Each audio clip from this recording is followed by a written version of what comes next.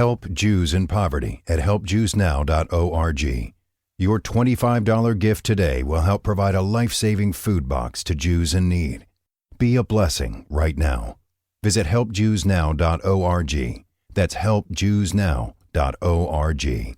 Yeah, boy, that's me. I am doing the one-hand pants dance again. I am. It's, what does that mean exactly? Well, it means that, after Chicago, like I said, I messed around for a week and didn't pay attention and didn't stay on the plan like I was supposed to.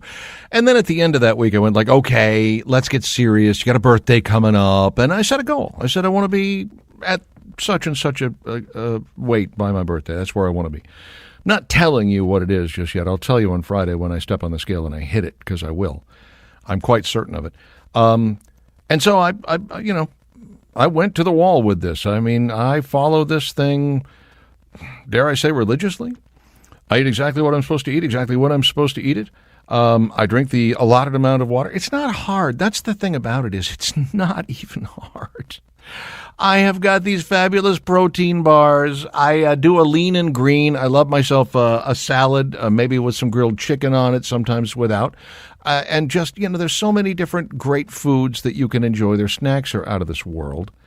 And I just, I can feel the weight coming off of me. And the last time I stepped on the scale, I was like, oh, yeah, we're right there. We're in the zone. This is going to happen. I can feel it. So here I am 2 days away. I'm relatively certain I'm going to make it. Now, I started to get serious about my weight loss about this time of year 2 years ago. I ended up taking off 65 pounds in just over 3 months, about 3.5 months, 3 months, 3 weeks, I'll say. 65 pounds. I mean, think about that for a second. 65 pounds. Weight of Wellness can make that happen for you, whether you got 20 to lose or 120.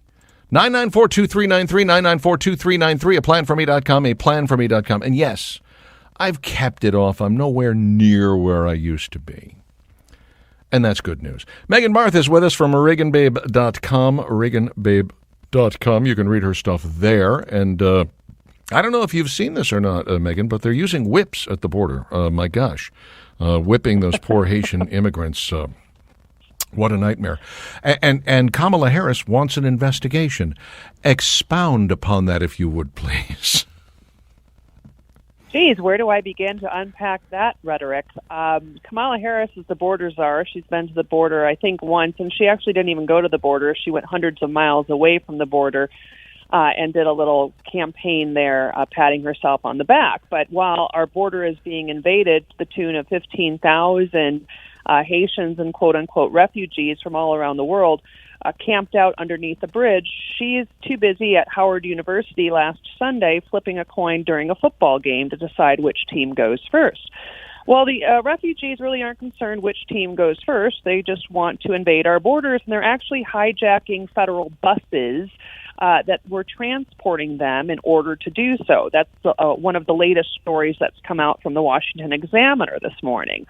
Haitians are taking over the bus, basically taking the bus driver hostage and derailing the bus so they can, run freely throughout the United States. But when the Haitians aren't hijacking bus drivers, Joe Biden and team are flying them from undisclosed locations from around the country. Geez, this sounds very familiar. Yeah. This is exactly what Barack Obama did. He would just dump all of these quote-unquote refugees in small towns, specifically in red states.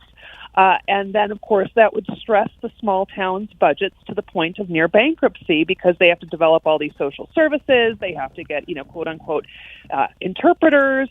The schools are overrun with a variety of dialects.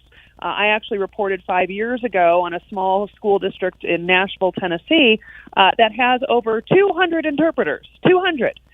This costs the taxpayer money. And so we're doing it once again because this is simply Obama 2.0 when it comes to opening the border. We really don't even have a border. So we I guess, just have to accept the fact for at least the next few years, under the border czar of Kamala Harris and Biden, our borders are open for invasion from not only Haitians, but also terrorists. When they see an open and porous border, and they don't need to be vaccinated, by the way, Richard, I'm sure you saw this week, Any international traveler that's traveling into the United States must show their papers, specifically their vaccination papers.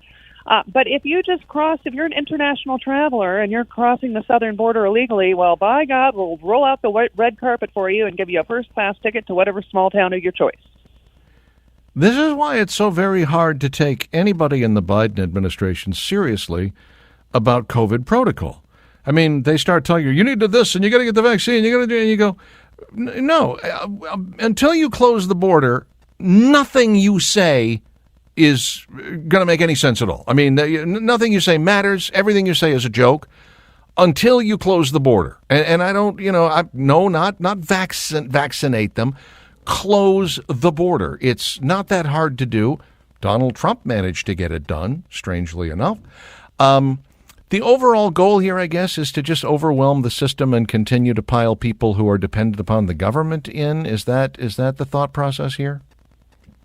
Well, that's what I've always purported to be the Cloward-Piven strategy, and you just outlined what Cloward-Piven is. In order to overthrow capitalism, the existing system, which has made us the most wealthiest and most prosperous and free country in the world, well, socialists hate that, and communists hate that. So in order to overthrow the system, you create a series of crises, or you capitalize on crises, and you import the dependent, like we are doing right now, specifically through our southern border. One question remains, Richard, and perhaps you know the answer, or some smarter person than me can find the answer, is that how did the Haitians get to Mexico? Did they swim? To the best of my knowledge, my understanding of this is that, we always had a policy where we weren't taking Haitians in because we just don't take in the economically bereft from anywhere. So they couldn't actually come to the United States. And if they did come by boat, they would have been caught, turned around, and sent back. So what they did was they went to South America. They went to Brazil. They went to Guatemala. They went to Central America. They went to Belize. And then when the Biden administration threw the gates wide open and said, everybody, come one, come all, ollie, oxen free, these Haitians decided to make a beeline for the southern border because, let's face it, I don't care where you are in South America, the worst place in the United States is better than the best place in South America or Central America. All right, maybe not Chicago, but the rest of the country better than the best place down there.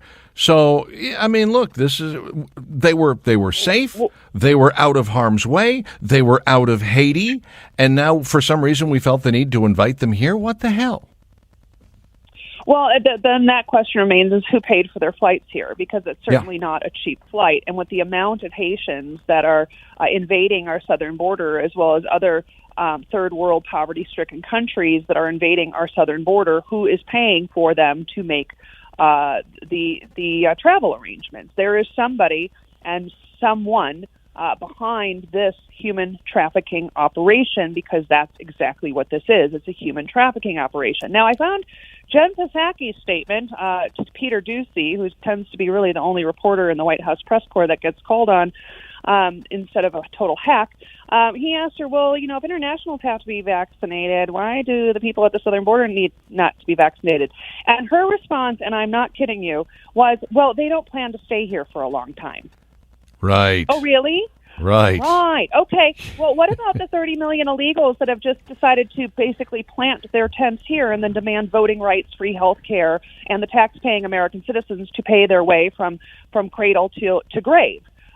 The 30 million weren't really supposed to be here for a long time either, according to our laws. But here we are, decades later, we're still told that, there's 11 to 12 million illegal aliens. No, there's more like 30 million illegal aliens who found out that they don't have to go to court when they're given a court date to appear before a deportation judge. They're actually given lawyers by many Democrat financiers in order to continue to break our laws.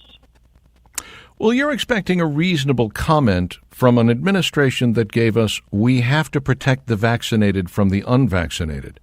Or this gem, we have to raise the debt ceiling so we can borrow more money so we don't go into a recession because of all the money we've borrowed so far.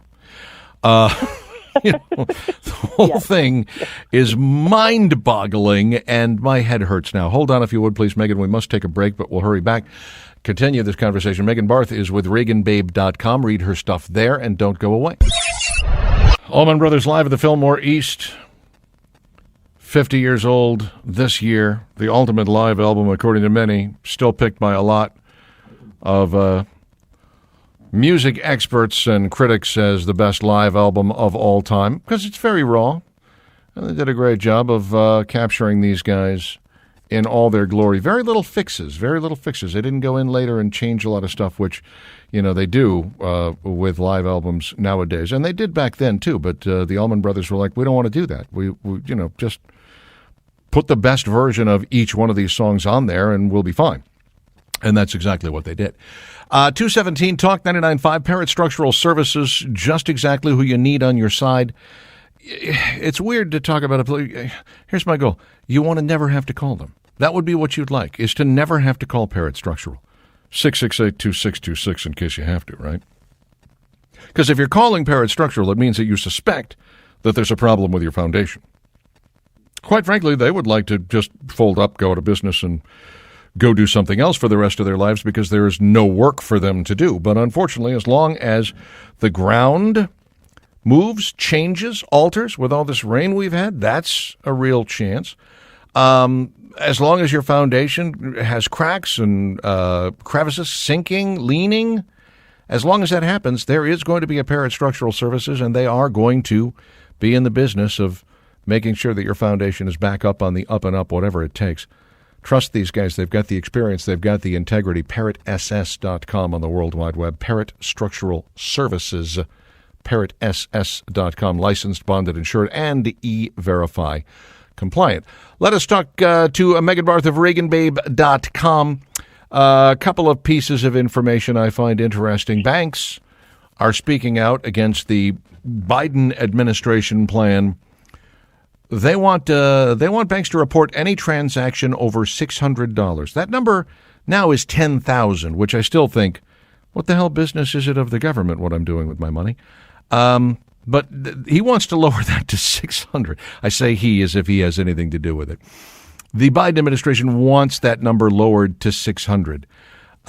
This has just got to be about control, right? Oh, absolutely. Like I said, from cradle to grave, the Democrats want to control you, and God forbid they do not have a hand in how you spend your money or how you transfer your money or how you save your money. I guess now transactions will be $599 in order to skirt the feds from needling into your business, because that's sure as hell what I'm going to do if that comes to pass. I don't see that necessarily as a reality. I think there's going to be a ton of pushbacks. We already have over 24 banks that have come out against this.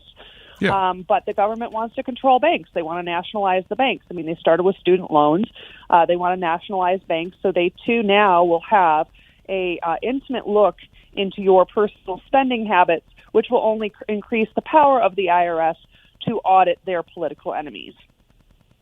What I find interesting is that I trust my credit union explicitly. I've literally, 10 years I think I've been with them, 11 now maybe. They've never made a mistake, ever, on my account, ever. I trust them way more than I trust the federal government. Leave my bank alone. Leave my credit union alone. They know what they're doing. You guys are the ones who are constantly screwing up, losing money, spending billions of dollars on software that doesn't work and all of this nonsense. Why? The government doesn't need to be involved in this. It's as infuriating to me as when you hear about they pulled a guy over on the road and he had $70,000 in cash, and so they took that away from him. Wait, so if you're driving with money, they can take it away, and you have to somehow prove it was yours and legal? When did this happen in the United States? Where in the Constitution is that? Right. It's been happening for quite some time, and there's actually a story which we put into my newsletter which relates exactly to this, so thanks to the segue. A man in Beverly Hills ended up saving millions of dollars and put it into his private, what do you call those, savings deposit boxes?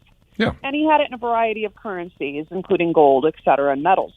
The FBI just raided his safe deposit boxes, and their defense is that there was no way, based on his salary, he could have amassed that much money. That's their defense. No proof. Yeah. But now they have put this gentleman, they've confiscated pretty much his life savings, and now he has to prove that he's not guilty. Does this sound familiar? It's the presumption of innocence we should always have in this country and that our foundational freedoms were founded upon. But the Democrats have turned that on its head. They've weaponized intelligence agencies and turned them into criminal enterprises, whereby innocent victims now must prove that they're not guilty, which is completely the justice system turned on its head. Bass backwards, to be sure. Very quickly, this Friday, 2 days from now, we're expecting the Arizona audit report to come out before they've even gotten a look at what's going on with the servers and all that, because they were supposed to get, I guess, the router. The thanks to the Attorney General there. Are you expecting any bombshells out of this, or what can we anticipate out of the Arizona Senate audit report? Yeah, I really do expect some bombshells, and the reason I say that is not only what has leaked out to this point, and then, of course, my own intimate knowledge about voter fraud, and what I've uncovered and seen with my own two eyes, plenty of which was ignored by the courts, specifically here in Nevada and in Georgia. But nonetheless, we have there was ballot harvesting and trafficking going on in Arizona, and they have a ton of ghost ballots. And also I judge and we also have a tape, actually, that was leaked by one of the Maricopa County election commissioners, basically saying he suspected fraud, too, and it probably came from ballot trafficking and dead voters. So we have elected officials admitting that they believe there's fraud. But also the reaction of the Democrats is why I believe there will be bombshells. Because no other time have Democrats sent 100 lawyers to a county in order to stop an audit. What are they afraid of? What's so frightening about an audit? If you literally are proclaiming that this was the most secure election in the history of the United States, whereby Joe Biden received 81 million votes, well, wouldn't you want to prove that supposition to be true? Sure. Yeah, I'd be completely on board. Hey, let's look at this. Let's show. I'll be very interested to see. Unfortunately, these things do tend to read like a fairly boring research paper, but we'll pore over it and bring you what we can when we can on this show. Thank you, Megan. A pleasure. As always, we'll do it next Wednesday. Have a great week. Very good. You too. Thank you. There you go, Megan Barth, ReganBabe.com, ReganBabe.com. Read her stuff there. We've got more to come. I've got a handful of stories we have not yet addressed. Joe Biden's agenda really coming up short. There's not a whole lot of Alabama news. I mean, a special session starts next week. Until it does, there's not a whole lot to talk about, is there? Hey, Bill Maher gets another one right. That happens occasionally nowadays. I think he's about as peeved with the libs as I am right now, which is unusual. Back after this. No, we cannot listen to the entire 22 minutes and 40 seconds of it. I know you'd like to, but no. We are not able to do that. I'm so sorry. Live at the Fillmore East. I got a really great one lined up next week. I'm not going to tell you what it is just yet. But I only recently found out it was this album's 50th anniversary, and I was like, oh, yeah, of course it is. Of course it is. Yeah. The Chipmunks, great. I'm looking forward to it. I said 50th, not 60th. I think we'd be looking at least 60 years of the original Chipmunks album, which I listened to religiously. 232 Talk 995, talk995.com. Question for you. Do you have any idea how long most guys wait before they decide to at least look into and find out about the ED thing? You experience a little something going right here, something and then you think, well, it's an isolated incident, and then later you go, no, there was another one, and there was another one, and believe it or not, a year is how long most men wait before they actually talk to somebody about ED. It is a relationship killer. It really is. I mean, it'll destroy long-term marriages. It creates depression. It affects other aspects of your life, including your outlook. And it's not something that you need to take for granted or take lightly. It is a serious medical issue that should be treated as such, and the gang at the Alabama Men's Clinic does exactly that. 598-7000, their telephone number, 598-7000. Don't be one of these schmucks who waits for a year. There's no point in that. you need to get on and make it happen. And the Alabama Men's Clinic can most likely help you on that very first visit. If you qualify, you could feasibly try out something. And they got a lot of different systems. You know, they don't just, not just one. They have a lot of different ways that they could treat this. So you could actually find out, you know, on day one if this is something that works for you. 598-7000 or visit them at alabamamensclinic.com, alabamamensclinic.com. Don't waste time. Make the call now. During that break, the Amazon delivery person showed up and dropped a box at my door that included the David Sears birthday present. Nicely wrapped. Should be two. There are two. Yes, I opened up the box and saw that there were two little, and I'm not opening them. I will open them on Friday when it's my birthday. Never understood the whole opening early. That just doesn't make any sense. Wait until. Same with Christmas. I'm like, you're ruining the specialness of the day. Just leave it wrapped until Christmas Day. Leave it wrapped until your birthday. Well, I can promise you that I did not wrap those because I am a horrible gift wrapper. That was all Amazon that gift wrapped. If it's well done. Well, no, actually, they're just bags. It's just little gift bags, almost burlappy in the feel. The way, yeah. Well, you can use them when you go across country spreading your apple seeds. So there you go. That's a good plan. It is 2:35, and Tom is in Anniston with an answer to the big stupid question of the day. Only the second one we've received so far today because we've been so busy doing other things. Haven't had time to think about it. The question is, best based on a true story film. What do you got for us, Tommy? PT 109 about JFK. Oh, yeah, that was a great film. Absolutely.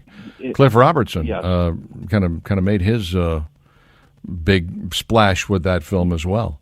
So PT 109, I've seen it. Good movie. Well done. I like it. Thank you, Tom. I want to ask you a question. Can I ask you a real quick question? Fire away. The Allman Brothers. Now that's like a Southern rock with blues combined.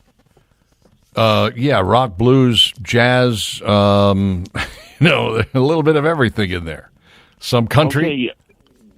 I want to ask you a quick question. I know you know this guy, and I was not confronted with him, but a friend back when I was young in my youth days. Delbert McClinton. Sure, absolutely.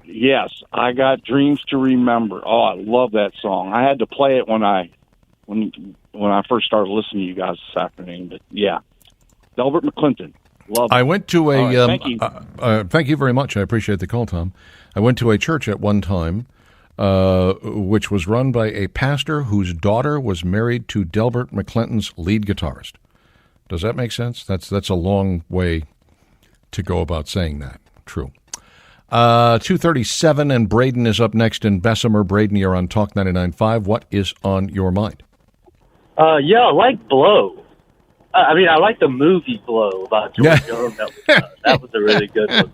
But one of the ones that was most recent was Kill the Irishman.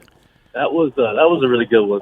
Is that really recent? I didn't think of that as being terribly recent. I saw it recently, but I thought it'd been out for a while. Christopher Walken is relatively young in that film. Is that when that came out? 2011? Yes, sir. Okay. Oh gosh, man, I need to catch up a little bit. Yeah, that's not bad about that. No, I would agree. Another one I just thought about. The reason I even called it. A lot of people haven't heard of. I Love You, Philip Morris.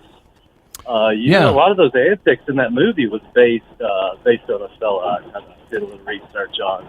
Jim Carrey was in that, right? That was one of them serious roles for the comedians love to take. Oh, absolutely. That was a gut puncher right there. Oscar bait, baby. Take care of yourself, buddy. All right, thank you for the call, Braden. Have you given yours yet? Pardon me? Have you given yours yet? My favorite, based on a true... There are so many of them. It is very difficult for me to, you have to, there's sports, there's real life, there's war. There's so many. I love so very many based on a true story movies, and I love to go back. It's hard to beat, even though they didn't stay very closely to the historical accuracy, but it was still, I think, a great film and one that needed to be made, and nothing makes me happier than that it was made and that it was a hit, like a really big hit. Hidden Figures just blew me away. I loved this movie so much. I watched it one night. SHG came to spend some time with me the next night, and I said, you got to see this movie. And I watched it again and loved it as much the second time. Huge deal. That's the one with the black woman who helped NASA get to the moon? Yes. And the fact that, they then, NASA then moved into computers, and you had one of these women who was like, I'll figure out how to do computers then, and I'll move into that realm. And just really amazing stuff.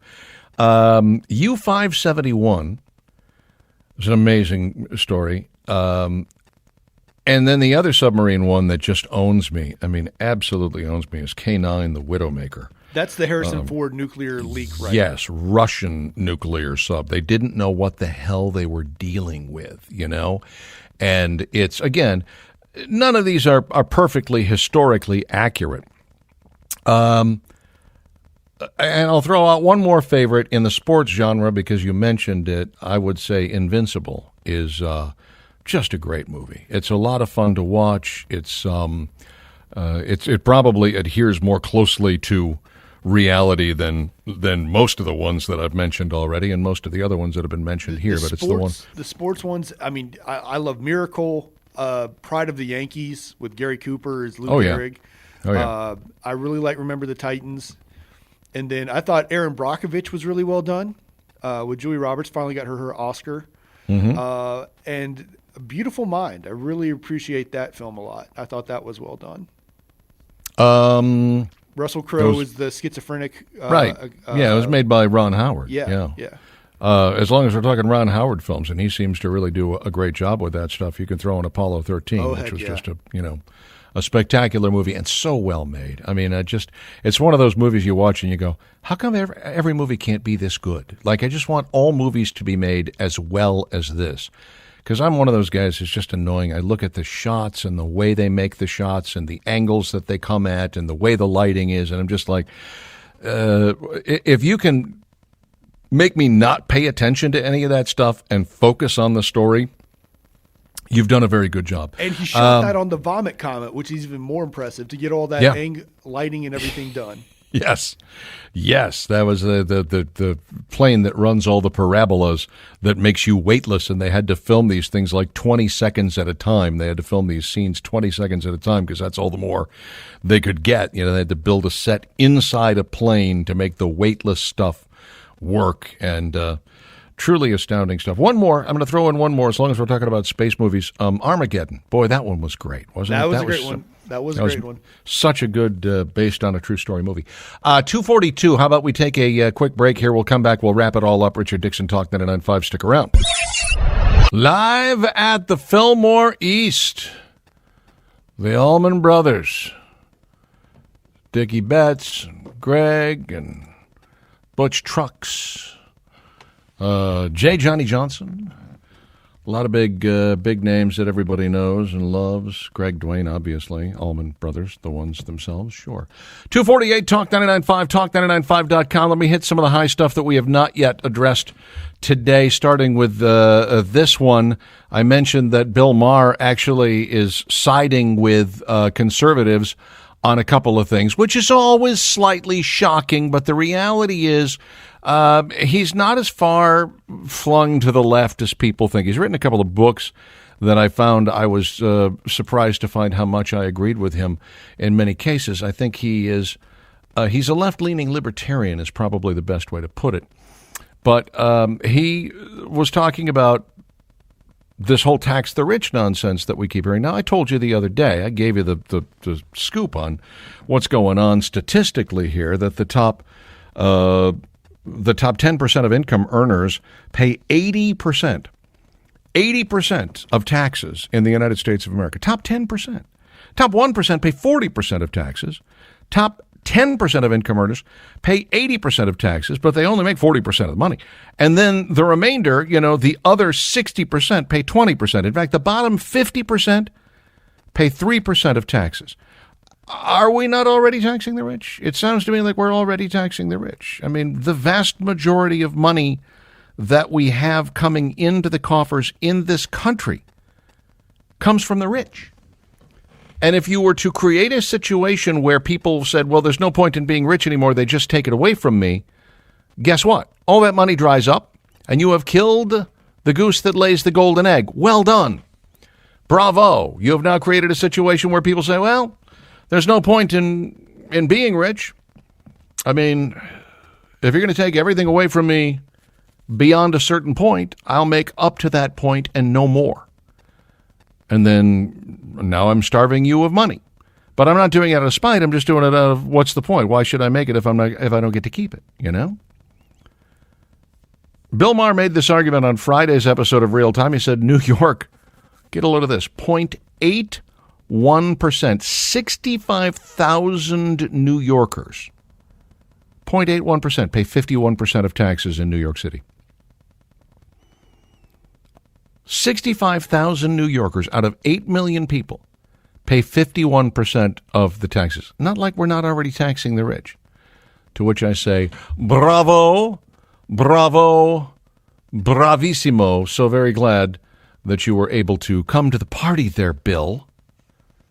We appreciate it. A petition demanding $2,000 monthly stimulus checks is nearing a big milestone because there are a lot of lazy people who honestly feel like the United States government can just print all the money they want and it's not going to be... God, if I could change one thing about this country... Let me change that. If I could change one thing about the education system in this country, it would be that we would start teaching economics at a very early age. Because the number of bad decisions that are being made by people, politicians too, at the federal, at the state, at the local level, largely have to do with the fact that they don't understand economics. There are people out there making decisions that do not understand economics. I mean, it goes all the way up to the president. Joe Biden doesn't understand economics. You know why? He never actually had to run a business. You run a business, you begin to understand how economics works. The same was true of Barack Obama. Never understood economics. The first thing about them, could not understand that if you injected a massive amount of uncertainty, 4 or 5 years of uncertainty into the market, which he did when he got Obamacare passed, that people would then sit on their money and your economy would languish. He did not know that. He did not understand that. Anybody who has, I don't know, an Econ 101 education about economics would have been able to see that coming. But he didn't. Some of his advisors didn't. Some of them probably did. He didn't listen to them, of course. And that's exactly what happened. A large part of the reason why the economy languished between 2009 and 2013 is because of the uncertainty that Obamacare cast over the market. People didn't know what was going to happen next, so they kept their powder dry. They kept their money safe. They didn't expand. They didn't hire more people. He couldn't figure that out. Joe Biden can't figure out why people are not working right now. He's just like, I don't get it. We got 10 million open jobs, and there's a lot of people out here who could be filling those jobs, but they're not doing it, and I don't understand why. I don't know. Maybe a little something called enhanced unemployment could have created that situation, Joe. Perhaps because you keep extending SNAP and welfare benefits to people. Maybe that's part of the problem. Or maybe that's all part of the plan, and that you intend to just get people so addicted to the federal government that they can't stop. Last but not least, the Air Force has been trying to get rid of the A-10 Warthog for 14 years. The A-10 Warthog is a classic battle plane. It is a tough customer. It is, much feared by our enemies and beloved by those who are rescued by it. But the Air Force is saying, essentially, there's got to be something better. This thing is ancient. It is over 40 years old. We have been working with it forever. It's called the actual A-10 Thunderbolt II, and it is the go-to low-altitude close air support aircraft. But the Air Force is like, we don't want to do this anymore. We need something new, develop something new, give us something new. We have a couple of ideas. We got a couple of planes that we kind of like that maybe we'd like to see things move in that direction. Congress refuses. You know why? Because the place where they make the A-10 Warthog and the A-10 Warthog replacement parts are all in the districts of very powerful congresspeople. That's how that works. That's the military-industrial complex at work. Okay. Sorry to leave you on a depressing note like that, but the fact is I got to go. We got places to go, people to see, things to do. It's a beautiful Wednesday. The sun has finally come out, and it's going to stay that way for days. Leland Live comes your way next. I'll be back tomorrow at noon. Talk at you then. Richard Dixon, Talk 99.5, talk995.com. Bye-bye now.